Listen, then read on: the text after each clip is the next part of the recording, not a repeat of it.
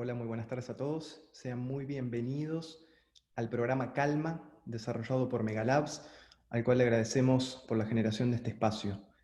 Mi nombre es Cristian Garmendia, yo soy médico cardiólogo de Buenos Aires, Argentina, y en esta oportunidad voy a ser presentador y moderador del encuentro, el cual va a consistir en 3 actividades programadas. La presentación del programa Calma va a estar a cargo del doctor Juan Pablo Costabel. Luego vamos a tener el privilegio de escuchar la presentación del doctor Giorgini. El doctor nos va a hablar sobre estrategias para identificar y manejar el estrés en tiempos de pandemia. Y para finalizar, el doctor Costabel nos va a dar los puntos clave de una molécula relacionada a este tópico. Antes de comenzar, me gustaría darles algunas pautas técnicas para que todos disfrutemos mejor el encuentro. Como verán, sus micrófonos están desactivados. Esto es con el fin de evitar la saturación de la plataforma Zoom. De todas formas, sus dudas, consultas y comentarios serán bienvenidas y podrán realizar las mismas como figura en la diapositiva, en el menú de la barra inferior, de acuerdo a lo que señala la flecha roja. Intentaremos, por motivos de tiempo, darles nuestra opinión en relación a todos sus comentarios a la finalización del encuentro. Por otro lado, si tienen algún inconveniente con el audio, pueden dirigirse, de acuerdo a lo que señala la flecha azul, al menú configuración de audio para realizar la configuración correspondiente. Y en esta oportunidad nos gustaría invitarlos a participar e interactuar con nosotros a través de la plataforma Menti. La plataforma Menti la pueden realizar a partir de sus teléfonos celulares, ingresando desde sus teléfonos celulares al navegador de internet y poniendo la dirección www.menti.com. Apenas ingresen a la página web les va a solicitar un código numérico de 6 cifras, que es el que figura en la diapositiva. El código es 426173. Una vez ingresado ese código numérico, ustedes podrán interactuar y responder a las preguntas que nosotros les vamos a hacer durante la disertación. De todas formas, no se preocupen, les vamos a recordar el motivo de ingreso y les vamos a recordar el código numérico en el momento indicado. Ahora sí, para comenzar, me gustaría darle la palabra al doctor Juan Pablo Costabel. Doctor Juan Pablo Costabel es médico cardiólogo de Buenos Aires, Argentina, y nos va a presentar el programa Calma. Juan Pablo, ¿estás por ahí? Sí, Cristian, acá estoy. Buenas noches a todos. Como siempre es un placer. Y bueno, cuando Megalabs propuso realizar este programa, estábamos comenzando esta situación que vivimos de pandemia, en la que Latinoamérica estamos intentando atravesar de la mejor manera posible. Y entendemos que de alguna manera el manejo de las emociones es parte de nuestro trabajo como profesionales de la salud. El día a día nosotros vivimos este tipo de situaciones en donde debemos manejar situaciones emocionales vinculadas a los pacientes, vinculadas a los colegas, vinculados a la familia, vinculados a uno mismo. La pandemia por COVID no ha hecho otra cosa más que potenciar los casos de depresión, de ansiedad, de estrés y de trastornos del sueño. Es por esto que nos pareció sensato la realización de este programa Calma para intentar abordar estos tópicos en relación a la ansiedad, la depresión, el estrés y los trastornos del sueño. En ese sentido, la búsqueda de este programa tiene que ver con comprender la fisiopatología, entender el diagnóstico, poder realizar una valoración pronóstica y un abordaje terapéutico inicial de estas 4 patologías. Para este programa, que se va a realizar enteramente de forma virtual, vamos a contar con 4 encuentros que se llevarán a cabo una vez por semana en las fechas que figuran aquí, comenzando este miércoles y siguiendo el miércoles próximo, así que les pedimos que puedan reservar estas fechas. Para el programa contamos con 5 colegas de altísima experiencia en cada uno de sus tópicos. Julio Giorgini, que es médico cardiólogo y staff de cardiología del Hospital Alemán, a su vez es director del Consejo de Aspectos Psicosociales de la Sociedad Argentina de Cardiología. De ahí nuestra conexión con él.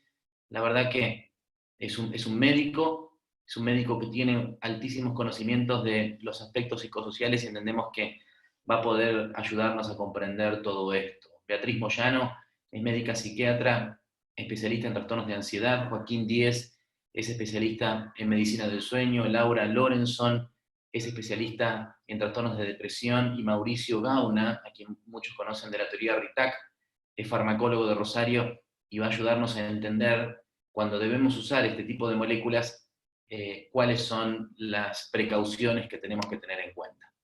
Como siempre hace Megalabs, al finalizar cada uno de estos encuentros, la información va a subirse a la página web megalabs.cardiologiahoy.com, donde los que no vieron la charla la van a poder repasar, y los que tienen alguna duda también. De la misma manera, en Megalabs vamos a tener una sesión directamente vinculada al programa Calma, donde los docentes van a subir información complementaria para poder utilizar en la semana, día a día, en nuestros consultorios. La idea no es volvernos tan especialistas como ellos, pero sí poder tratar a las cosas por su nombre y poder iniciar el tratamiento no farmacológico y farmacológico que corresponda. Así que para no hacer perder más tiempo a Julio, Julio, te doy la bienvenida, te agradecemos este tiempo que has podido tomarte para estar aquí con nosotros, te agradecemos ser el coordinador de todo este programa, y ya te doy pie para que puedas mostrarnos tus diapositivas. Bueno, ¿qué tal? Buenas noches a todos y a todas. Voy a comenzar la exposición entonces. Muchas gracias, doctor Costabel. Como el doctor Costabel me presentó, así que voy a pasar por alto este diapositivo, solamente mostrarles nuestro Mi Hospital Alemán, que se está construyendo, y bueno, esperemos que rápido pase la pandemia para que pueda finalizarse. Realmente estamos muy contentos de esta nueva construcción. Y en las charlas me gusta empezar siempre con este diapositivo, porque realmente representa mucho lo que le pasa a la mayor parte de la gente, que es sentirse mal, sentirse angustiados, pero no hacer lo que hay que hacer realmente para poder resolver los problemas, ¿no? Entonces, ya hablando directamente del estrés, nos encontramos que siempre nos están diciendo que el estrés es malo y que hay que evitarlo, ¿sí? De hecho, en estas últimas dos imágenes, fíjense que dicen, no te estreses, y abajo todo tiene solución. Bueno, vamos a ver como que en realidad sí hay que permitir cierto nivel de estrés, y no todo tiene solución, y por eso tenemos que aprender a convivir con ello. Entonces, arranquemos por la definición, ¿qué es estrés? Y van a ver que no es tan fácil definirlo, porque esta definición este intento de definición tiene muchos años ya. Fíjense, si vemos la definición del diccionario, nos encontramos con que es una tensión, hablamos ya de tensión provocada por situaciones agobiantes que originan reacciones psicosomáticas o trastornos psicológicos a veces graves. Esta definición es del año 2011. Pero si vamos un poco más para atrás, no.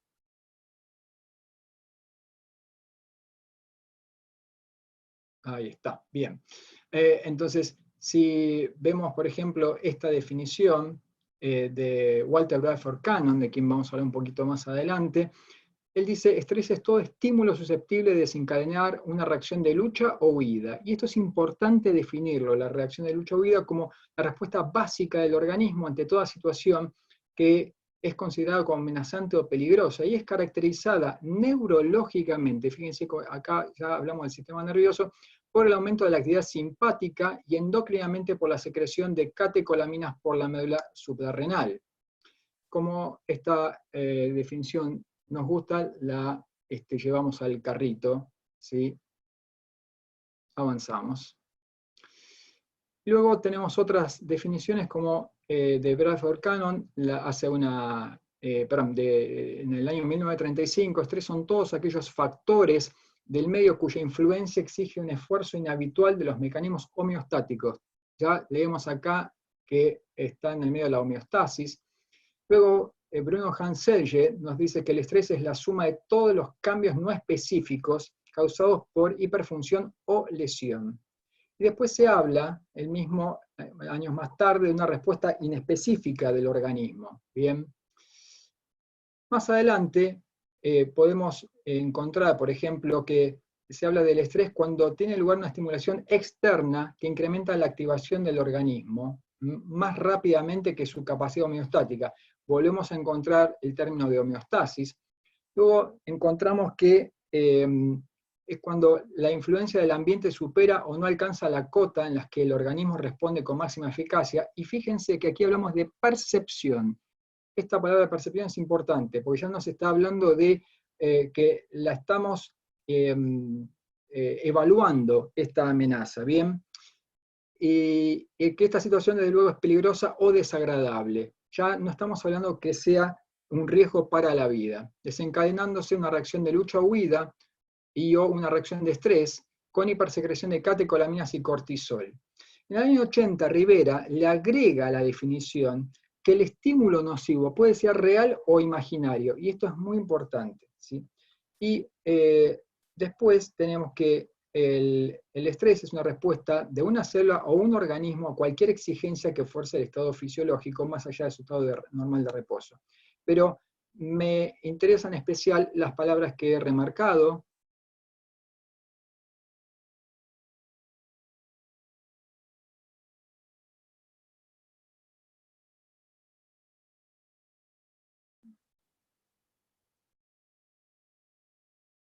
Estoy teniendo un problema para pasar las diapositivas, disculpen.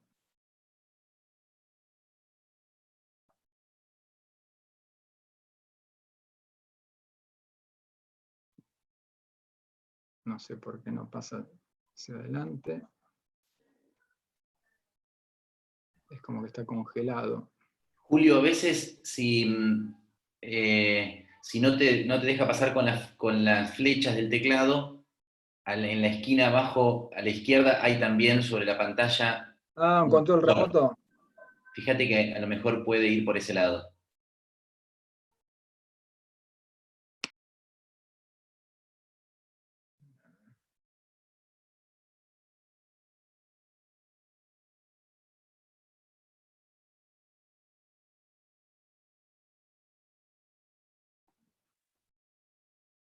No me está dejando pasarla de ninguna manera. A ver, acá. Ahí. Bien. Disculpen esta interrupción que obviamente nos estresa un poco porque era algo inesperado. Y fíjense que ahora ya empezamos a hablar desde el punto de vista psicológico. Si vemos las citas, ya arrancamos en el año 62, ya dejamos de lado la definición pura y exclusivamente desde el punto de vista metabólica o hablando sobre la secreción de adrenalina. Y fíjense que hablamos que estrés psicológico, todo proceso originado tanto en el ambiente exterior como en el interior de la persona. Luego hablamos de estrés psicosocial, aquel está relacionado con los ambientes sociales en el cual está la persona. Y otra cosa importante, ya Levy en el 72 dice que el estrés puede causar enfermedad, no solamente esta reacción. Y que el estrés psicológico es toda circunstancia que reactiva conflictos internos. Estamos hablando que, digamos, trae al presente algo que ocurrió en el pasado. ¿Bien? Y Lazarus, famoso junto con Volkmann por hablar de justamente de la reacción al estrés, él habla de una reacción particular a la relación de una persona con su ambiente y que es evaluada por la persona. Volvemos acá, esto tiene que ver mucho con lo que habíamos hablado de percepción. Y finalmente Rivera en el año 89 nos habla de factores moduladores que pueden empeorar esta reacción o pueden mejorarla. ¿Bien? Entonces nos llevamos en nuestro carrito todas estas frases que hemos ido tomando con los años, y es importante entonces tener presente que el estrés es una respuesta a situaciones que percibimos, a cosas que nos pasan, pero tiene mucho que ver la forma en que nosotros nos relacionamos con estas cosas. Es decir, es una relación de ida y de vuelta, ¿bien? Que tenemos moduladores positivos. Yo les pregunto, ¿ustedes consideran que estos niños que han recibido durante sus primeros años amor van a tener la misma capacidad de hacer frente a distintas situaciones que estos niños? Bueno, tenemos un problema. Sí, Ahí viene. Le pedimos disculpas, tenemos un problema técnico, Julio. Te pedimos si por favor podés volver a compartir la pantalla, gracias. Ahí estoy compartiendo. Bien, te pedimos disculpas. No, está bien, no sé quién será Olga, pero por suerte no mostró nada inapropiado. Bien, entonces decíamos que dentro del estrés es muy importante tener presente que hay modulares positivos y negativos, ¿bien? Y que van a hacer que esta respuesta pueda ser en más o en menos. Estos niños que han sufrido en sus primeros años de vida, sin duda alguna, van a tener una capacidad de poder enfrentar situaciones estresantes en el futuro totalmente diferente que los que habíamos visto antes. Muy bien. Ahora, vamos a hablar sobre justamente esa parte que hablaba de reactivación. Si yo les muestro, o de que algo sea real o imaginario, si yo les muestro esta hoja de afeitar y les digo piensen en un corte en la piel, seguramente ustedes estarán teniendo en este momento, no sé si todos, pero muchos, una sensación quizá de escalofrío, de tensión, del solo hecho de pensar de la hoja cortando la piel. Por cuestiones, obviamente, para no herir sensibilidad, la imagen la puse no en colores. Pero fíjense que cuando hablamos de estrés, no es necesario que la situación sea real, solamente tiene que ser real en nuestra cabeza, solamente tiene que ser real en nuestra mente, ¿sí? Y lo mismo pasa con el tiempo. Es posible que alguna situación la traigamos del pasado, o puede ser que una situación la estemos pensando en el futuro. Y esto es algo muy importante. Toda situación que nuestra mente considere real, la vamos a percibir como estresante, si es que lo es, pero no importa si es real, si es imaginaria, si está en el pasado, si está en el presente o es en el futuro. Para nosotros está pasando en este momento y para nuestro cuerpo está pasando en este momento. Entonces no importa que la agresión sea externa o que la agresión sea interna. Por ejemplo, recibimos muchos pacientes en el consultorio que nos dicen, tengo palpitaciones, tengo miedo de tener un infarto, o tengo un dolor en la panza, tengo miedo de tener un tumor, o un aneurisma de aorta. Es decir, la interocepción, es decir, la capacidad de poder percibir las sensaciones internas del organismo, incluso aunque estas sean también imaginarias, es tan importante como digamos, las cosas que uno puede sentir de los órganos de los sentidos, de algo externo. Entonces, me he tomado la libertad de rearmar esta definición de estrés, en donde he tomado todos los elementos que hemos visto hasta ahora. Y podemos hablar del estrés como una respuesta psicofísica ante una situación que es real o imaginaria, que puede ser del pasado, del presente o que sea futura, que puede ser de nuestro interior o que viene del exterior, pero que es lo más importante es esto, que es evaluada por la persona como un peligro o amenaza para su supervivencia. ¿Sí? Esta respuesta es muy variable en su forma de presentación e intensidad, pero es modificable con la experiencia y puede conducir a enfermedad según su intensidad y o tiempo de duración. La posibilidad de que sea modificable es una puerta de esperanza. ¿Por qué? Porque cuando un paciente le dice, mire, lo que usted está transitando ahora, usted puede aprender a modificarlo y a no estar sufriendo tanto, le estamos dando la posibilidad de que ya a partir de eso se pueda sentir mejor. Bien. Entonces, si el estrés es una respuesta que nos puede salvar la vida, ¿por qué nos dijeron siempre que el estrés es malo y que había que evitarlo? ¿Sí? Al menos hasta hace unos años era siempre así. No se estrese, nos decían. Bueno, voy a remontar un poco atrás. ¿Sí? Básicamente voy a remontar desde el inicio del universo. ¿Sí? Este es el famoso calendario cósmico de Carl Sagan. ¿Sí? Y si prestamos atención, prácticamente durante todo el año estamos hablando de una etapa en donde recién hace 660 millones de años aparecen los organismos multicelulares. Prácticamente entonces desde 13.200 millones de años no hubo organismos multicelulares. Hace 275 millones de años se descubrió que los cefalópodos podían tener conciencia, y si vamos al último día del año, nos encontramos que aparecemos nosotros. La bipedestación fue hace 2,5 millones de años, y la aparición del hombre moderno tiene solamente 195.000 años. Ustedes se preguntarán, ¿sí? ¿Qué quiero decir con esto?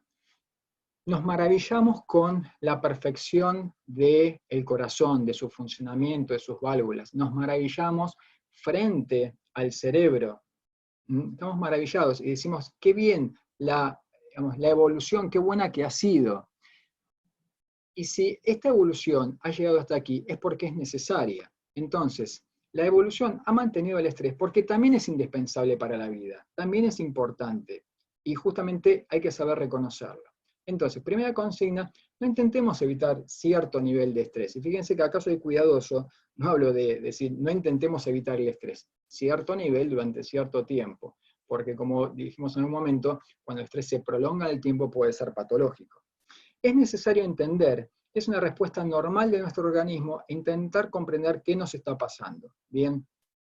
Entonces ahora voy a entrar en otra parte, quizás más relacionada con neurociencias, donde esta frase de Joe Dispenza me gustó mucho.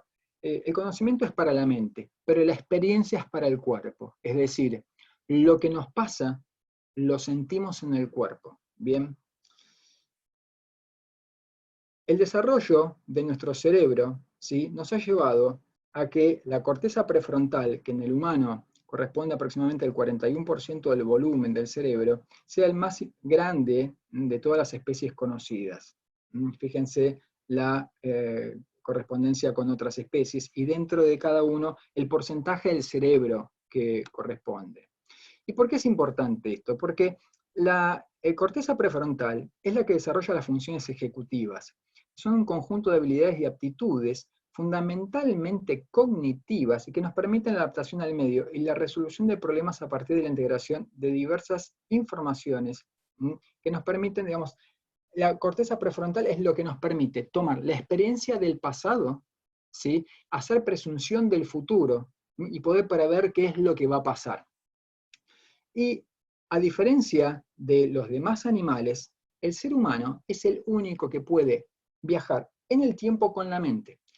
Está discutido si algunos primates pueden llegar a pensar en el futuro. Hay algunas actividades que han sido evaluadas por psicólogos, digamos, evolucionistas, y que dicen que eventualmente pueden desarrollar algunas conductas pensando en el futuro. Pero no está demostrado. Hasta donde sabemos, el ser humano es el único que toma elementos del pasado y puede armar el futuro, ¿sí?, puede prever el futuro.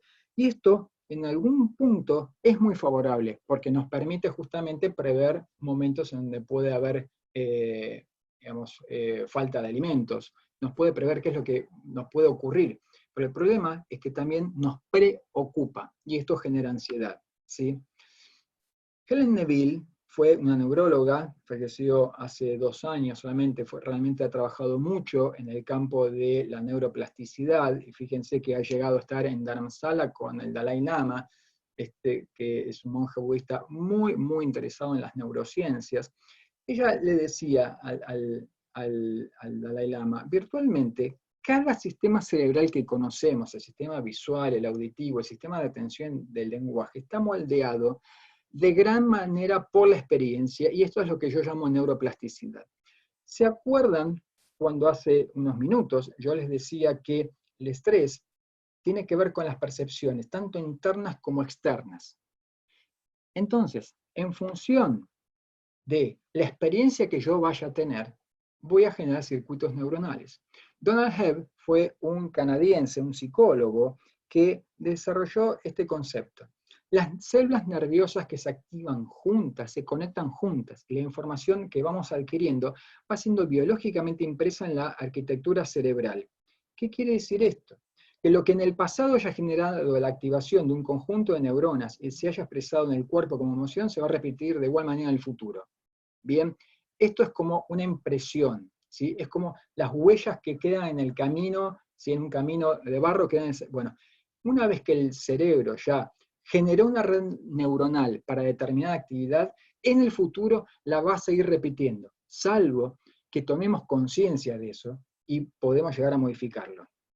Por ejemplo, una de mis hijas, no es la de la foto, la he tomado simplemente como ejemplo, cuando era pequeña estaba en la plaza, ella tenía 2, 3 años, obviamente estaba jugando con las palomas, y el problema es que tirando maíz en el piso se le vinieron encima muchas, y quedó muy asustada. Y es el día de hoy que realmente ella sigue asustada de las palomas, aunque han pasado casi 10 años, pero ha quedado impreso en su red neuronal las palomas viniéndosele encima. Y esto puede justamente explicar muchas fobias, ¿sí? Fobias que las personas cuando ya son adultas no lo saben explicar. En algún momento se generó esa red neuronal, ¿sí? Recuerden, las neuronas que se disparan juntas se conectan, se refuerzan las uniones neuronales. Pero esto es fijo, no, se puede modificar. Walter Bradford Cannon, ya vamos a hablar un poco más sobre la fisiología, fue un fisiólogo norteamericano, planteó su hipótesis sobre la homeostasis y el concepto de lucha-huida. Recordemos que la homeostasis son una serie de procesos que mantienen dentro de un muy estrecho rango la composición y las propiedades del medio interno de un organismo, compensando los cambios en su entorno, que es el medio ambiente. Ahora, estos procesos son normales, fisiológicos, y requieren un mínimo desgaste o consumo de recursos. Ahora, cuando hablamos de alostasis, ya es diferente, porque en la alostasis el objetivo es mantener la estabilidad más allá del costo. Los parámetros son mucho más amplios y es un proceso mucho más costoso, ¿sí? Es decir, la alostasis son modificaciones que se hacen y que tienen como objetivo poder mantener luego los procesos homeostáticos. Bien, vamos a ver este diapositivo más en profundo. El objetivo de la regulación no es la constancia, a diferencia de la homeostasis. Sabemos que el pH es 740 más menos 0,2. ¿sí? Sabemos que la temperatura es 36,6. Sabemos que los valores normales de sodio, de potasio, todos tienen un marco muy estrecho. En la alostasis no.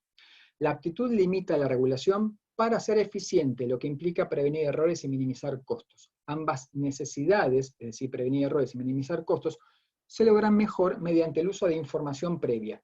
Esto está relacionado con la experiencia. Cuando yo tengo una experiencia, el organismo genera una modificación y esta modificación genera cambios a futuro.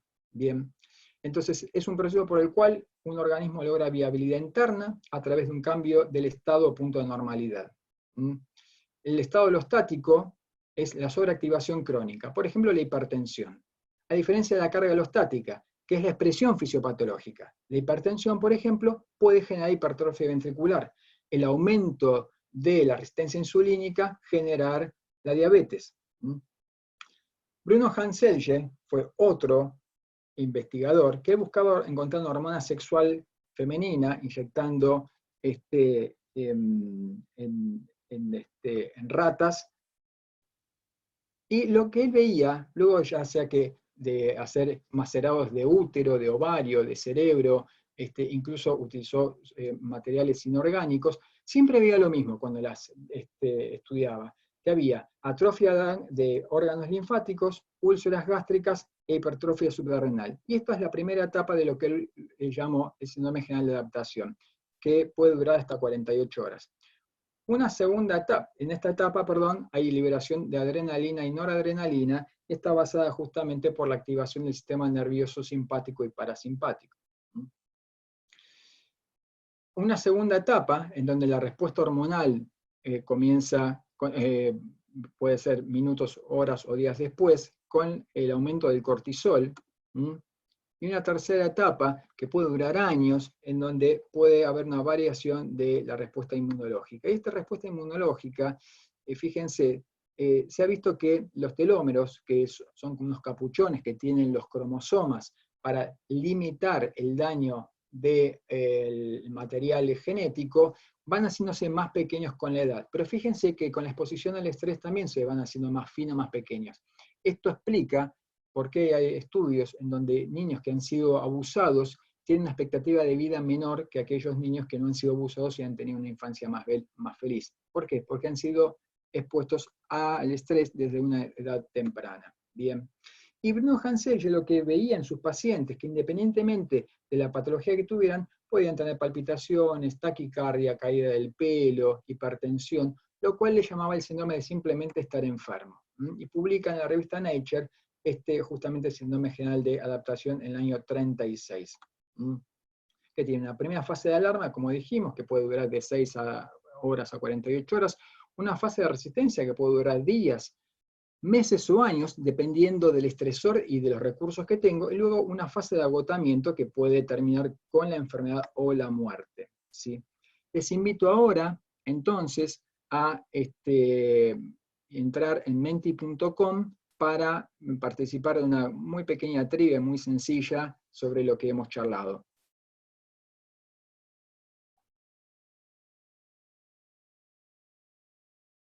Excelente, Julio, te agradecemos mucho, clarísima la presentación. Los invitamos a todos a ingresar a Menti. Desde sus teléfonos celulares pueden ingresar a www.menti.com. Ingresan el código numérico que es 426173 y podrán acceder a la pregunta interactiva. La pregunta interactiva es la siguiente. El proceso por el cual un organismo logra la viabilidad interna a través de un cambio del estado o punto de normalidad se aplica a... La respuesta A es homeostasis, la respuesta B es alostasis y la respuesta C es carga alostática. Los invitamos a participar.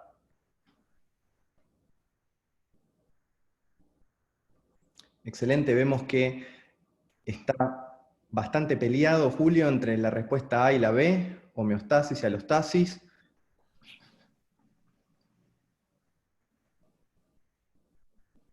Bien, la verdad que les agradecemos a todos por su participación, está muy parejo. Ahí vemos algunas personas contestando carga alostática. Bien, excelente. Entonces, la principal respuesta, les repetimos, perdón, que nos están consultando, el código de Menti es 426173.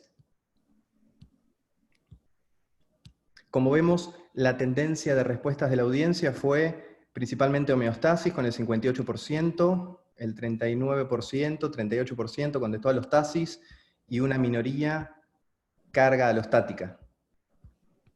Bien, Julio, ¿nos podrías aclarar un poco esta situación? Bueno, ¿ya puedo decir la respuesta correcta? Te escuchamos. La respuesta correcta es la B, es la alostasis, porque fíjense que en la homeostasis no hay un cambio del punto de normalidad. Si el pH es 740 yo no lo puedo modificar, que es lo que ocurre en la homeostasis. En la alostasis hay un cambio del punto de la normalidad. Bien, eso es lo que justamente caracteriza la alostasis. Hay un cambio en el punto de la normalidad, cosa que no puede ocurrir en la homeostasis. ¿Mm? Perfecto. Bien. Y va aumentando ahora que tienen la respuesta correcta, la B. Perfecto.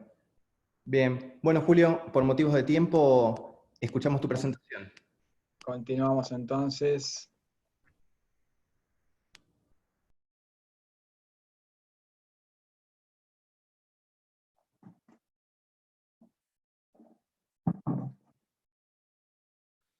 Bien. ¿Dónde habíamos quedado?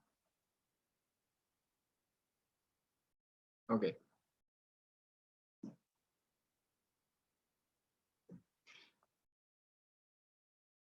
Bien, vamos a transportarnos en el tiempo, esta situación hipotética que probablemente pudo haber ocurrido, donde esta chica se encuentra frente a un tigre dientes de sable y, ok, ante acciones posibles ante una amenaza física. La lucha, la huida, me quedo quieto, me hago el muerto, o negocio. Bueno, claramente frente a una situación climática, frente a un animal, un ataque, no podemos negociar, y menos si es un animal, un tigre de dientes de sable. Entonces tenemos la famosa respuesta de las 4 Fs. Fight or flight, lucha o huida, ¿sí? Evalúo. ¿Puedo ganar? Lucho. ¿No puedo ganar? Huyo. ¿Puedo congelarme o puedo desmayarme? Los tres son recursos que puedo tener justamente para poder hacer frente a esta situación. ¿Y cuáles son las manifestaciones biológicas inmediatas? Taquicardia, el aumento de la frecuencia cardíaca aumenta el gasto cardíaco y lleva más oxígeno al cerebro y a los músculos para poder correr. Obviamente, si aumenta la frecuencia cardíaca, aumenta la frecuencia respiratoria, aumento de la presión. Esto es súper importante, el aumento de la atención. Yo focalizo mi atención en lo importante. Si hay un incendio, yo no voy a estar buscando el baño en el frigobar, voy a estar buscando la salida.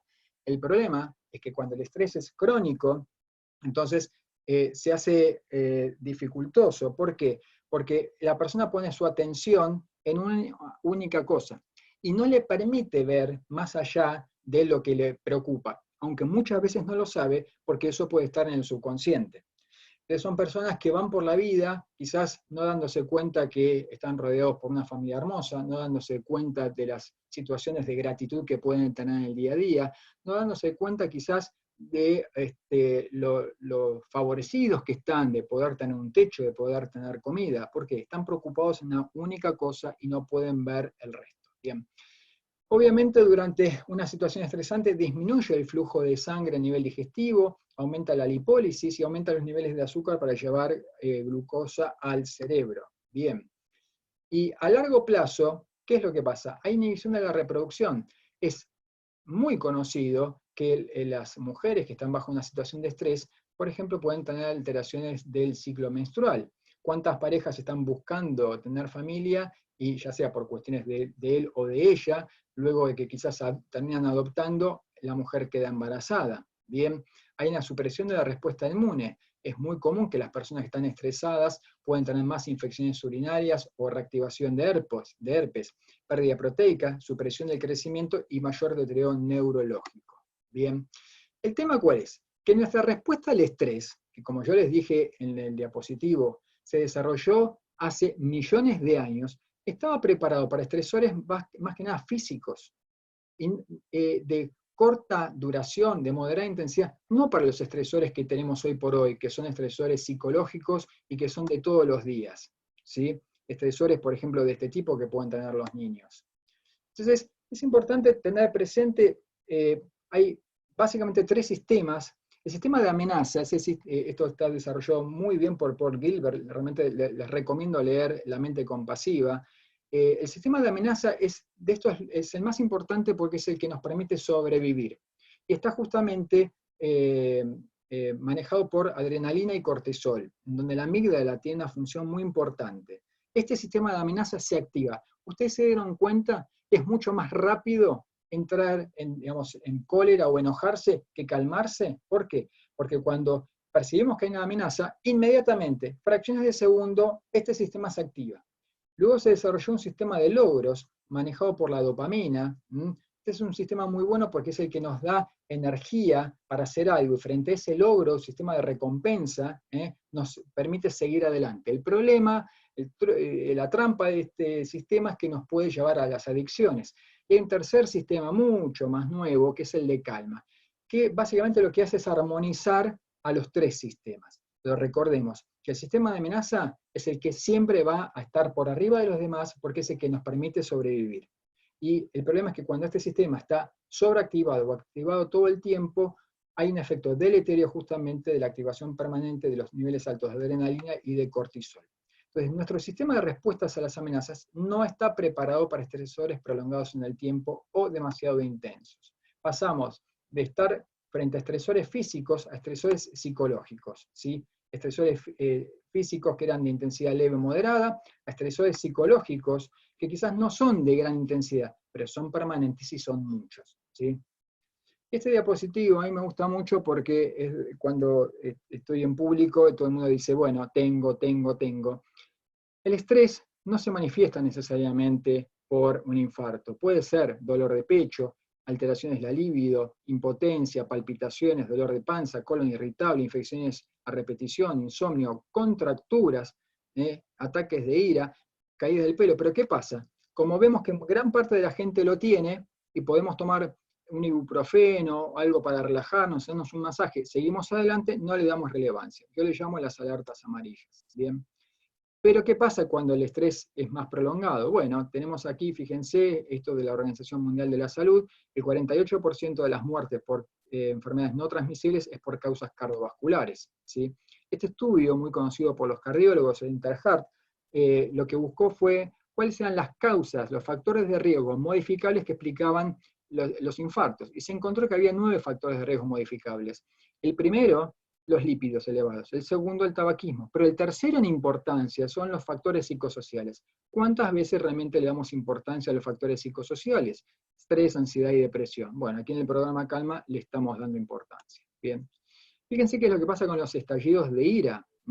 Este estudio, esta revisión sistemática, evaluó todos pacientes con los mismos factores de riesgo, pero la única diferencia que tenían era la cantidad de estallidos de ira. Los que tenían un estallido de ira por mes, en las 2 horas posteriores al estallido de ira tenían algún evento, ya sea taquicardia ventricular, infarto o ACV. Los que tenían 2 episodios de ira, hasta 10% más, y 5 episodios de ira, enojo, en el tránsito, en la casa, en el trabajo, hasta un 20% más de eventos cardiovasculares. Este trabajo me encanta. En el año 2008 se evaluó la Copa del Mundo en Alemania, y las curvas, todas las curvas lo que muestran son eventos coronarios en Alemania.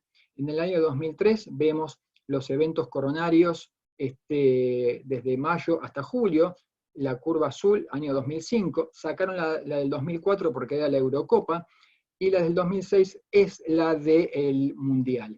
Y fíjense, cada punto de elevación, 1, 2, 3, 4, 5, 6, 7 y 8, fueron partidos donde jugó Alemania. El quinto partido es el partido que jugó contra nosotros, Argentina. Bueno, perdimos, pero logramos infartarlos un poquito más, disculpen. Y tal fue la bronca de los alemanes que nadie vio el partido por el tercer puesto, donde la tasa de infartos fue prácticamente la misma de siempre, y sin embargo se pusieron más tensos con la final de Italia y Francia. Bien, este es un trabajo muy triste, porque habla de la Argentina, del año 2001, el doctor Enrique Gurfinkel, de la Fundación Favaló, con quien tuve el honor de trabajar, nos mostró cómo la crisis socioeconómica nos mataba más, básicamente. Yo creo que si volvemos a hacer este estudio ahora nos daría muy parecido. ¿Y qué pasa con la soledad y el aislamiento social? Muy grave lo que estamos viendo ahora, esta necesidad de quedarnos en casa. Por un lado es favorable, pero cuando se prolonga el tiempo puede llevar justamente a graves problemas. Aumentan el riesgo de infarto y de ACV, básicamente en promedio un 30%. Y es tan grave que en Inglaterra largaron en el año 2018 justamente un ministerio de la soledad. No porque necesariamente sean más buenos, sino porque la gente que está sola o que se siente sola se deprime más y no se alimentan bien, no hacen actividad física, no van al médico, no toman los medicamentos, no hacen controles. Bien. Entonces, el estrés, ¿lo podemos transformar en algo positivo? Desde luego. Pero, Viktor Frankl fue un psicólogo, padre de la logoterapia, y él perdió a sus padres y a su esposa en un campo de concentración. Mientras estaba ahí, se dio cuenta que los que sobrevivían no eran los más fuertes físicamente, sino que aquellos que encontraban un sentido a lo que estaban transitando. Y de él tenemos esta gran frase: si no está en tus manos cambiar una situación que te produce dolor, siempre podrás escoger la actitud con la que afrontes ese sufrimiento. Es decir, recuerden que hablamos de cómo percibimos el estrés, cómo percibimos las cosas, tiene que ver con eso, tiene que ver con la percepción. El sufrimiento deja en cierto modo ser sufrimiento en el momento que encuentra un sentido, como puede serlo el sacrificio. Y vamos ya a la última parte de la charla, y desde ya les agradezco su atención. Este trabajo sobre si la percepción de que el estrés afecta a la salud se importa, fíjense, en este trabajo le preguntaron a todas las personas el nivel de estrés que habían tenido en el último año. Fíjense que un 20% contestó, era si poco, si no había tenido estrés, si era poco, si era moderado o mucho. Si sumamos las dos últimas columnas, un 55% había contestado que tenía moderado o mucho estrés. Ahora bien, cuando les preguntan a estas personas, ¿hizo algo usted para hacer esto? ¿Se acuerdan en el primer diapositivo cuando les dije, prefiero seguir sufriendo que resolver mis problemas? Fíjense que el 67% no hizo nada para mejorar su estrés, aunque se sentían estresados. Y esto es muy importante. Aquellas personas, ¿sí?, que consideraron que el estrés les afectaba mucho en su vida, tuvieron un 43% más de mortalidad, solamente por considerar que estaban estresados y que ese estrés les hacía mal.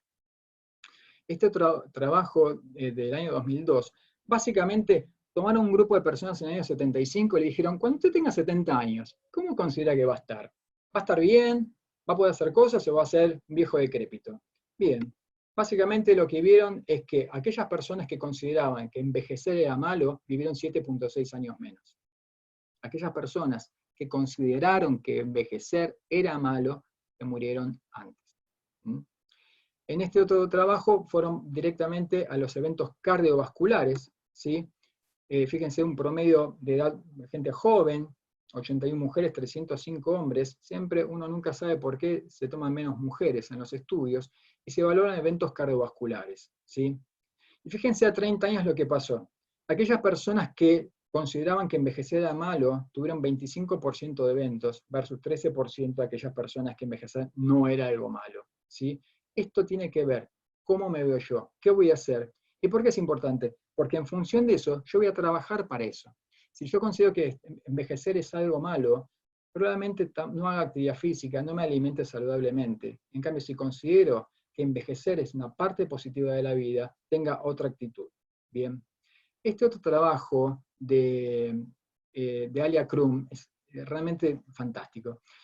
Tomaron un grupo de mucamas, 84 mucamas, 44 el grupo al cual le iban a informar y 40 el grupo control. De 18 a 55 años, trabajaban entre 32 y 40 horas por semana, aproximadamente 15 habitaciones por día. ¿Qué se les dijo al grupo informado? Al grupo informado se les dijo, miren, ¿saben qué? Les mostraban en los carteles. Cuando usted trabaja, es como si fuera al gimnasio, ¿sí? Quema tantas calorías, tender la cama quema tantas calorías, barrer el piso. Entonces les dijeron, trabajar, el tipo de trabajo que ustedes hacen es como ir al gimnasio. Y al otro grupo no, le dijeron, no, mire, trabajar es trabajar, ir al gimnasio es ir al gimnasio. ¿Qué fue lo que pasó cuando los vieron? Fíjense, cuando vemos el peso, el grupo al cual se les dijo que trabajar era como ir al gimnasio, bajó de peso. Bajaron el índice de masa corporal, bajaron la grasa corporal, el índice cintura-cadera también disminuyó, y la presión sistólica también disminuyó. Bien, es decir, la única diferencia que hubo entre los dos grupos es que aquellas personas a las cuales dijeron que trabajar era como ir al gimnasio, mejoraron. Incluso hay otra parte que no está en este diapositivo en donde también tuvieron mejor percepción e hicieron mejor su trabajo. Es el significado que le damos lo que hace que algo sea más o menos estresante. Bien, y no puedo terminar sin hablar de Jon Kabat-Zinn.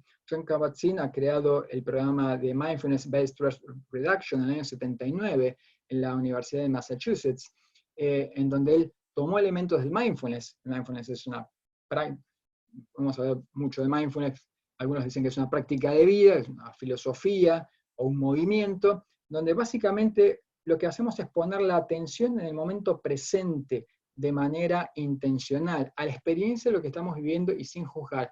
Recuerden que cuando hablamos que una situación pasada nos puede estresar, ok, el mindfulness nos ayuda, la práctica del mindfulness, a poner la mente en el momento presente, ¿sí? Prestar atención de manera intencional al momento presente y sin juzgar.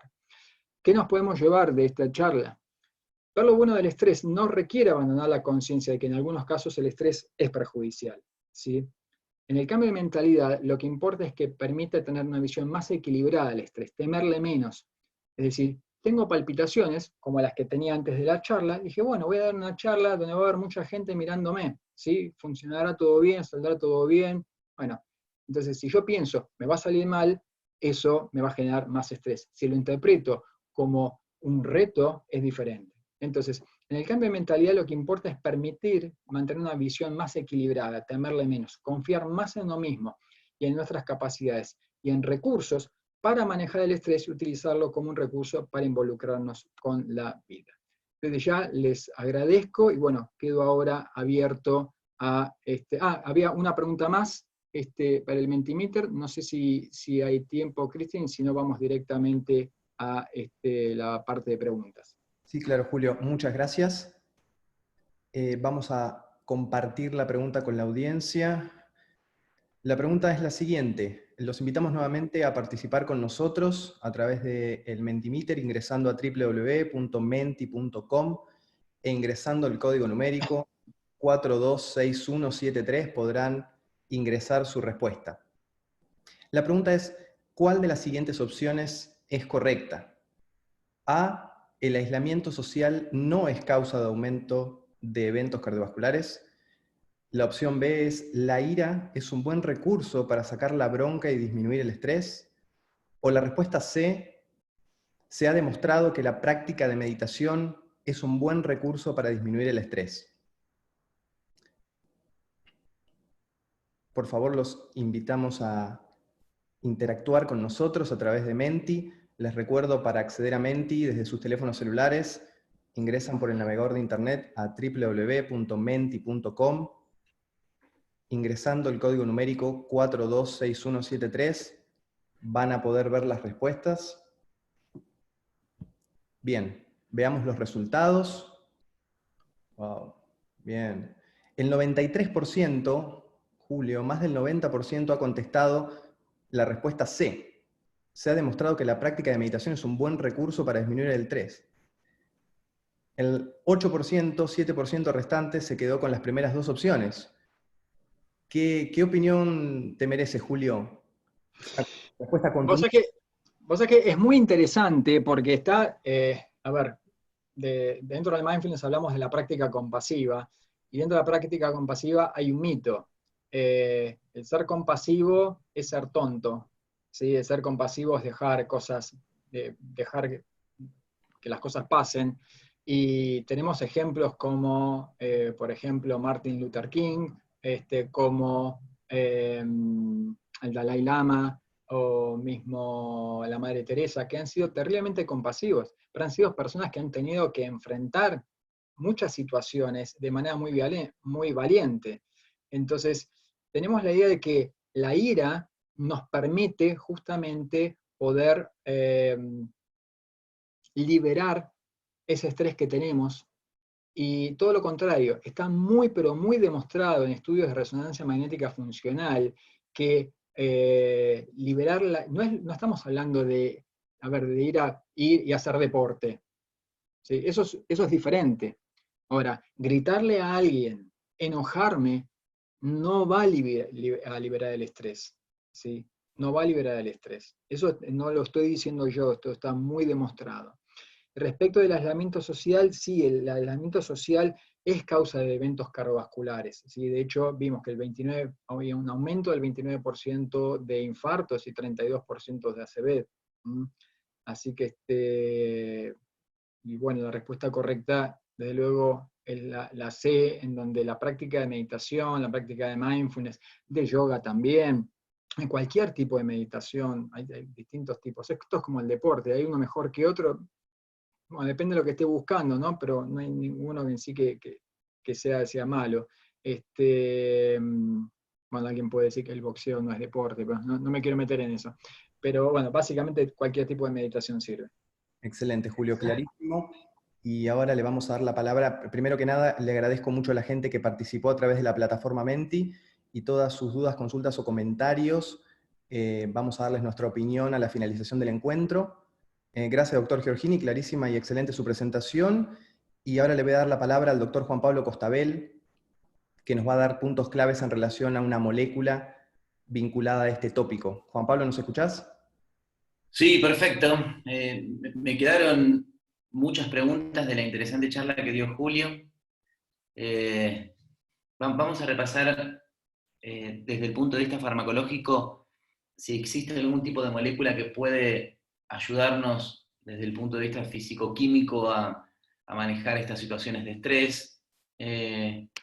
Hace un tiempo que conocemos una molécula que se llama Rhodiola rosea. La Rhodiola rosea es un extracto que se conoce desde antes del año 1700, de una familia de plantas que crecen particularmente en el hemisferio norte y que tiene, como muchos otros compuestos fármacos químicos que utilizamos en la vida diaria, un sinfín de moléculas dentro de ella. En este caso, la roseola contiene hasta 6 grupos de moléculas, donde fundamentalmente los fenilpropanoides y el feniletanol son las que más efecto pueden tener. ¿Qué sabemos de estas moléculas? Bueno, sabemos que esta molécula ha demostrado ciertos efectos a nivel de puntos bioquímicos que podrían estar vinculados con el estrés. Ahí Julio habló perfectamente de todas las emociones que se desencadenan ante situaciones que interpretamos como riesgosas, y desde el punto de vista bioquímico, uno podría decir que claramente cuando esas situaciones se presentan y las personas las perciben de esa manera, la concentración de una proteína denominada quinasa fosforilada está mucho más alta, los niveles de óxido nítrico están mucho más altos y los niveles de cortisol están mucho más altos. Eso es algo que está relacionado. En este caso, la rodiola ha demostrado la reducción de esos 3 niveles de manera significativa. Bueno, como hemos visto en otras situaciones de la medicina, a veces no necesariamente la reducción de esos niveles bioquímicos va a significar una reducción de los niveles de estrés, pero vamos a ver a continuación qué más información tenemos. Lo que se ve también es que muchos de estos fitoetanoles que tiene la rodiola tienen efectos a nivel de la concentración del ATP en las mitocondrias del músculo esquelético. Y entendemos que la concentración del ATP tiene una relación directa con la energía celular. Es por eso que múltiples estudios han tratado de pensar si este tipo de fitofármacos pueden tener efectos en estos 2 puntos que se muestran en la gráfica. De alguna manera, si se reducen las concentraciones de cortisol, se reducen las concentraciones de óxido nítrico, podrían tener un cierto efecto sobre el estrés y favorecer la calma, y por otro lado, ese nivel de ATP a nivel mitocondrial, un efecto energético a nivel celular, con lo cual podría tener un efecto energético a nivel orgánico. Y esto es lo que se ha visto cuando se probaron, y es muy interesante porque se ha probado en personal de la salud, que ha trabajado jornadas prolongadas de guardias, y lo que se puede ver es que al terminar esas jornadas prolongadas, aquellas personas que recibieron la medicación tuvieron un mejor desempeño en lo que tiene que ver con frecuencia cardíaca luego del ejercicio. Es decir, cuanto menos aumenta la frecuencia cardíaca después del ejercicio, entendemos que su nivel de estrés, su nivel de agotamiento también es menor. El número de errores que desarrollaron en distintas pruebas es menor, y la fatiga mental a través de cuestionarios también es menor, y esto es significativo, digamos, en estudios randomizados con placebo.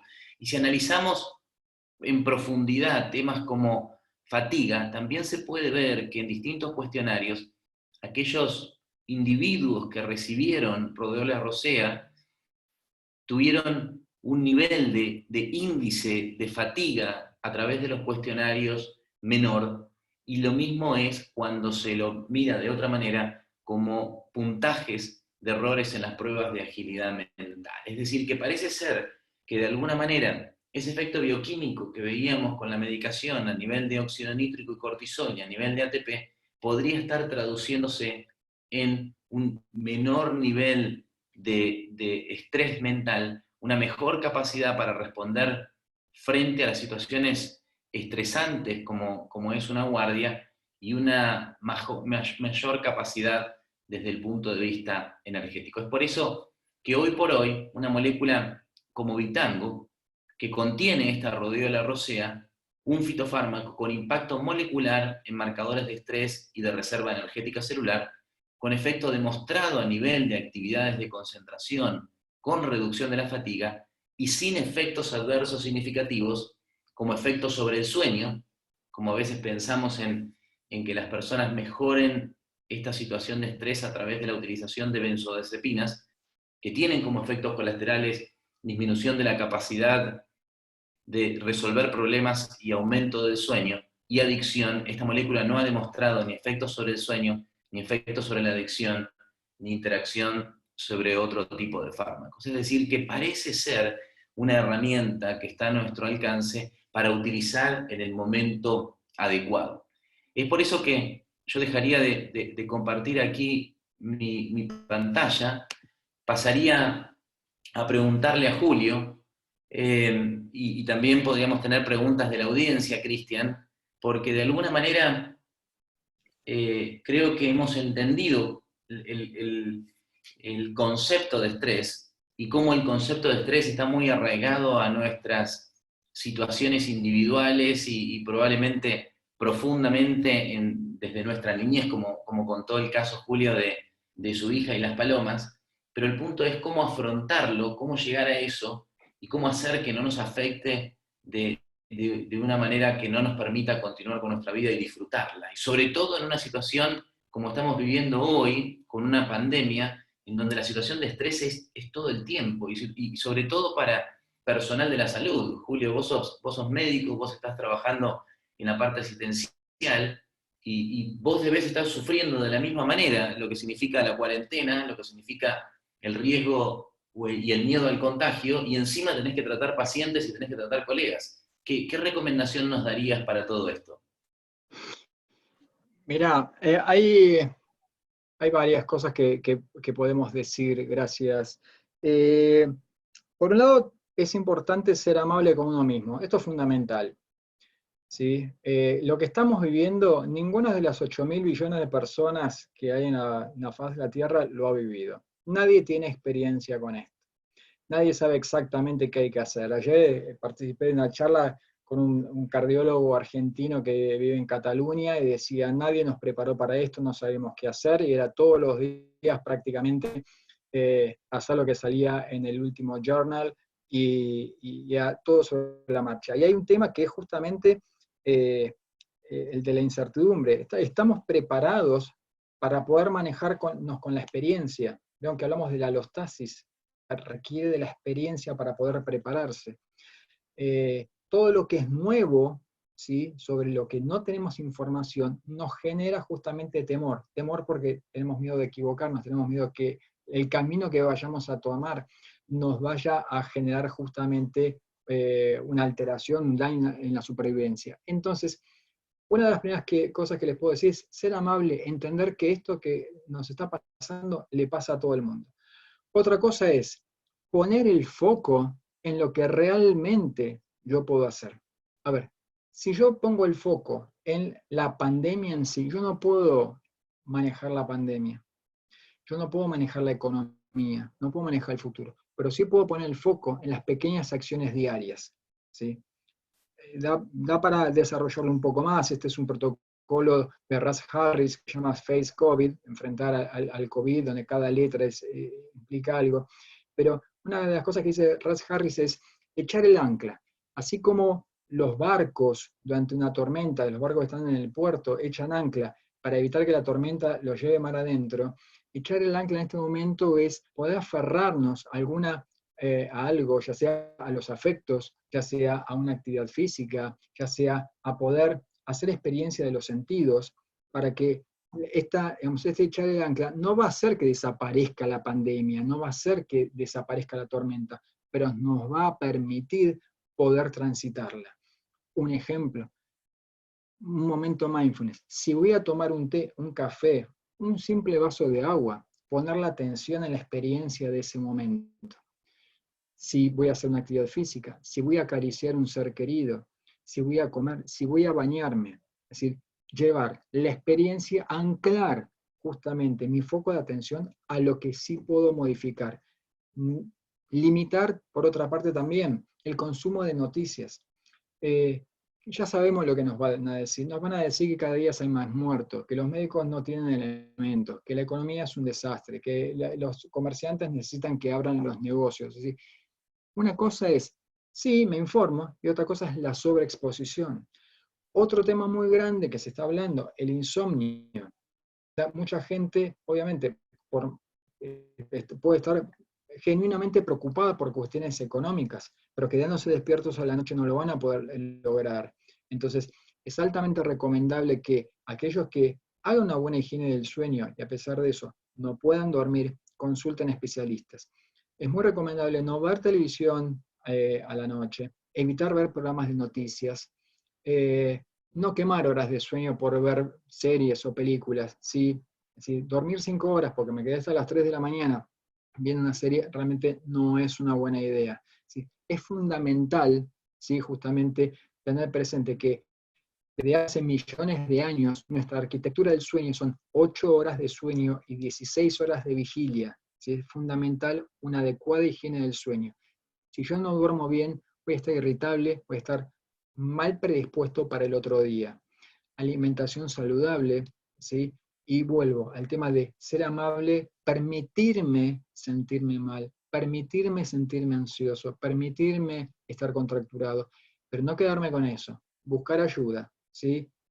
Hay muchos videos de yoga, de meditación, hay mucha gente que está buscando, y a veces que esto no alcanza, hay que buscar ayuda en un profesional, en un psicólogo, en un psiquiatra. Esto es lo que tenía para comentar. Clarísimo, doctor Giorgini. No sé si Juan Pablo tiene una pregunta de la audiencia. Juan Pablo. Sí, justamente aquí nos preguntan, y creo que es una situación que vivimos todos, personalmente me pasa, que es que el celular, que ha venido a ser eh, un punto de conexión con el mundo increíble, hoy por hoy es una fuente también de información en relación a la pandemia total. Hoy por hoy la información que circula en relación a COVID no tiene absolutamente ningún filtro. Estudios que uno puede leer en revistas de gran renombre con pocos pacientes y que son solamente serie de casos, nos generan miedo de un momento para el otro. Entonces, ¿cómo hacer con ese bombardeo de información? O sea, sería recomendable poder decir en cierto horario leo, en cierto horario no lo leo más, ¿cómo desarrollar el día a día para que no sea todo el tiempo estar viendo qué pasó con COVID? Nada, Juan, un poco lo que yo decía antes, así como yo tengo que decir, voy a dormir mis 8 horas o voy a dedicar un tiempo para actividad física, también es necesario decir, ok, voy a dedicar un momento para informarme. Bien, a veces nosotros como médicos se nos complica un poco porque uno quiere estar más informado, porque sabemos que nos puede tocar a cualquiera. Este médico que les comentaba en el Hospital de Cataluña decía que en su equipo, tratando COVID, había un dermatólogo. Es decir, el 99% de los profesionales del hospital estuvo involucrado en la atención de pacientes. Entonces, que yo vaya a informarme, me parece bien, es necesario, hay que hacerlo, somos profesionales, pero también es importante decir, ok, esta cantidad de tiempo, media hora, 1 hora, 2 horas, ¿sí? Y había quedado en la pregunta anterior algo que no les contesté de cómo yo lo vivo en particular. Como les decía, poner el foco en lo que yo puedo.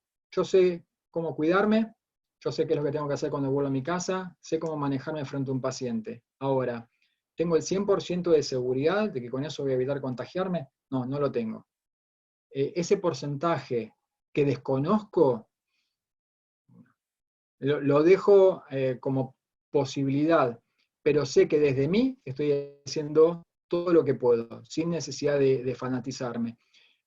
Si le sirve a otra persona, esto es la experiencia de cada uno. Y esta es otra cosa que también les quiero comentar. Esto es de cada uno tiene que hacer su camino, cada uno hace su experiencia. Yo no le puedo decir a nadie, hagan lo que hago yo. A mí me funciona esto. Cada uno tiene que encontrar cuál es el recurso que le sirve para poder vivir un poquito más tranquilo esta pandemia.